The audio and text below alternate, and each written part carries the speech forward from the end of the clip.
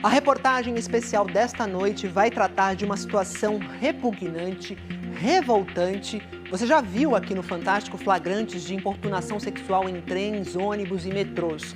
Hoje vamos mostrar que esse crime também vem sendo cometido a mais de 10 mil metros de altitude. São histórias de passageiras que foram vítimas dentro de aviões em pleno voo. Elas resolveram denunciar os criminosos, mas não imaginavam as dificuldades que acabaram enfrentando. Não há para onde fugir. Você está confinada entre estranhos a muitos mil metros de altitude. E o inacreditável está acontecendo na poltrona ao lado. Essa é a dinâmica da agonia vivida recentemente por estas 3 mulheres. Elas dizem ter sido vítimas de importunação sexual durante viagens de avião. E agora enfrentam uma série de desafios para conseguir que os homens que elas denunciam sejam investigados. A Carolina é doutora em nutrição, mas foi a capoeira que a levou ao outro lado do mundo. Mestre Brisa foi para o Japão com o marido, Jean, para lançar um livro e visitar cursos promovidos por seus ex-alunos. Um grande orgulho para ela. O problema aconteceu na volta para casa. É uma viagem extremamente cansativa. Só de voo tem 28 horas, fora todas as conexões. Então eu só queria chegar. Carolina e Jean estavam no 3º trecho da viagem, de Dubai para São Paulo. Entramos no voo da Emirates. Fomos pro assento, enfim, e meu marido ficou na janela, ele é muito grande. Eu no meio, e aí chegou o passageiro. Eu chamo ele de 66C, porque eu ainda não tenho o nome dele. Mas eu vou conseguir. A polícia vai conseguir. Depois de cerca de 6 horas de voo, com a luz do avião ainda acesa, veio o susto. Eu percebi que ele começou a manipular a genitália. Eu não acreditei. As outras 2 vítimas ouvidas pela reportagem preferiram não se identificar. Uma delas estava indo visitar a família. Era um voo nacional, de São Paulo para Porto Alegre. Eu estava mexendo no celular e eu vi que ele fazia aquele movimento muito forte. Mas eu não queria acreditar que isso estava acontecendo, né? Até pelo local que eu estava. E foi então que eu decidi olhar e aí eu vi que ele estava se masturbando. A 3ª vítima é uma executiva que fazia uma viagem de trabalho. Ela tinha saído de São Paulo para a cidade do Panamá, onde fez uma conexão e estava a caminho de Kingston, na Jamaica.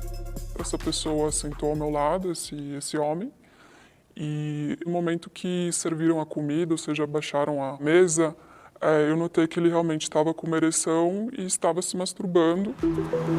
A importunação sexual acontece quando alguém tenta satisfazer seu próprio prazer ou de terceiros sem o consentimento da vítima.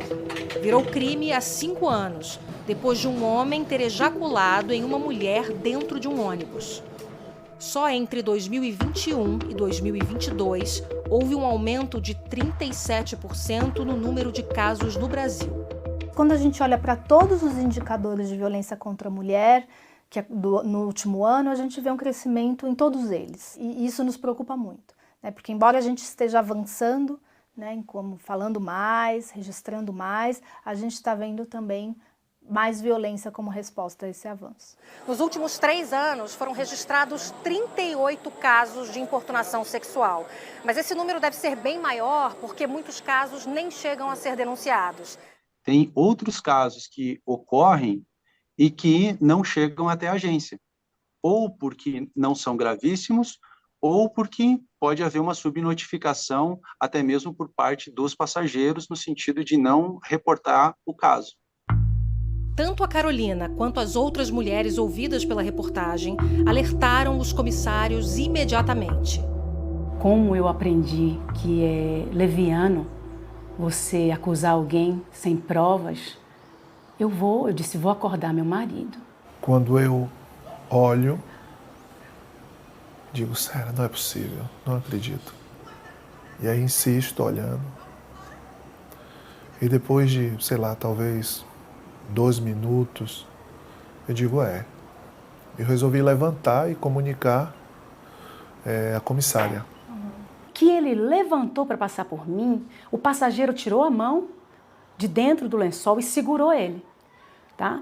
Nesse momento, meu marido tirou a mão dele e virou para ele e disse: olha, você acha que a gente não está vendo o que você está fazendo? Jean foi procurar um integrante da tripulação. E o homem, que Carolina acredita ser brasileiro, foi atrás.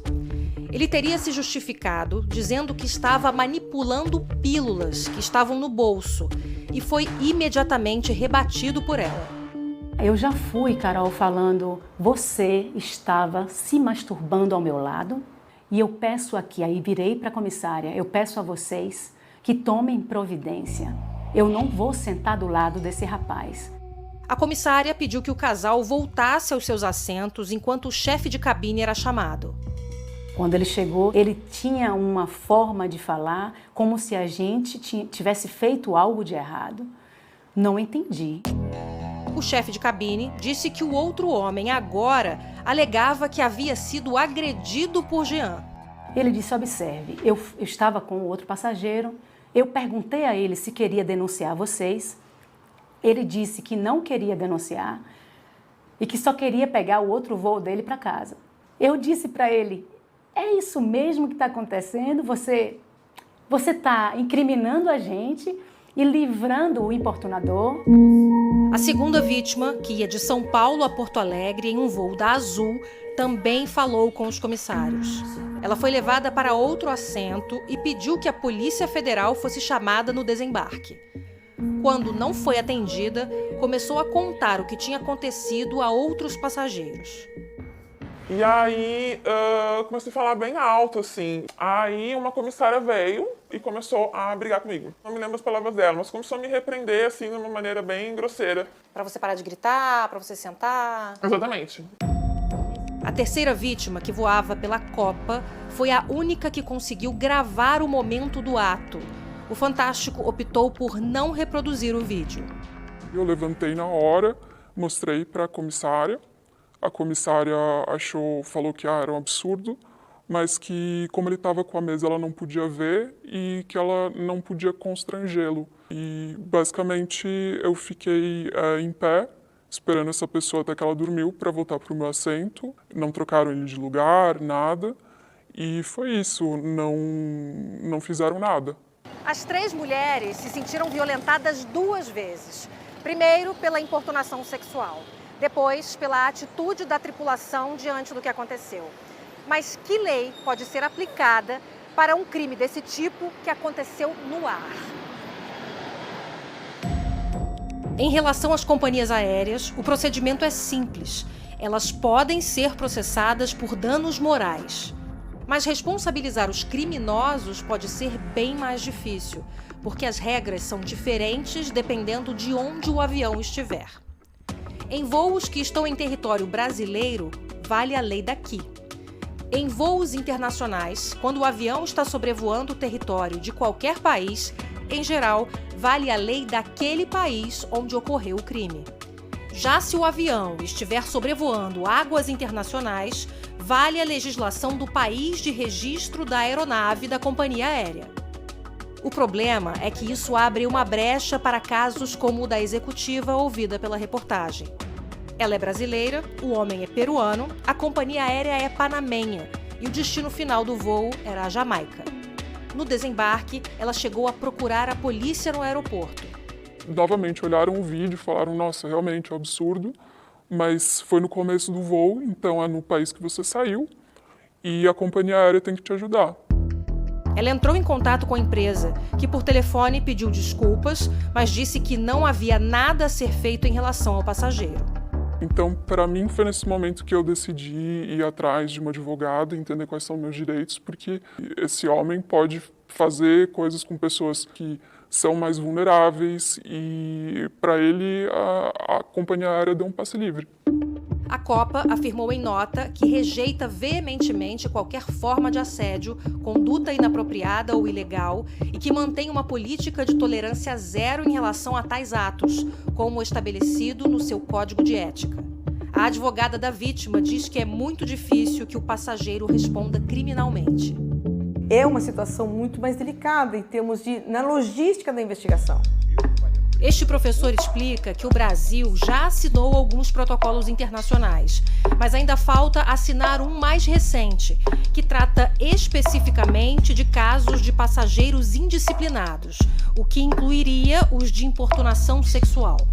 Nós sabemos que o avião transpõe muitas fronteiras rapidamente, por isso a importância das convenções internacionais, porque aí todos já sabem como vai se aplicar aquela situação e não vai gerar insegurança jurídica, que é o problema de hoje.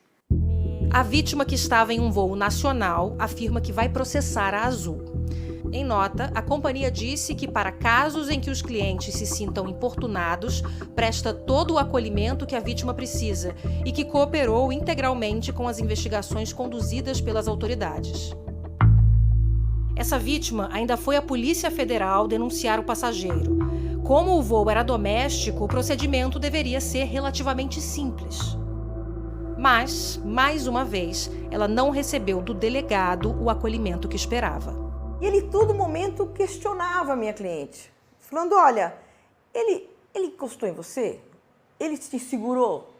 Ele ficava te esfregando em você? Aí eu tava muito mexida ainda, né? E aí eu comecei a chorar. Falei pro advogado, eu não quero mais fazer isso, eu quero ir embora, não vamos fazer isso. No fim, a advogada convenceu ela a ficar.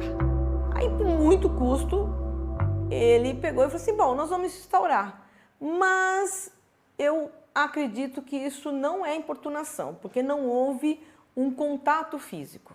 Isso me causou uma estranheza tremenda, da falta de conhecimento sobre a legislação.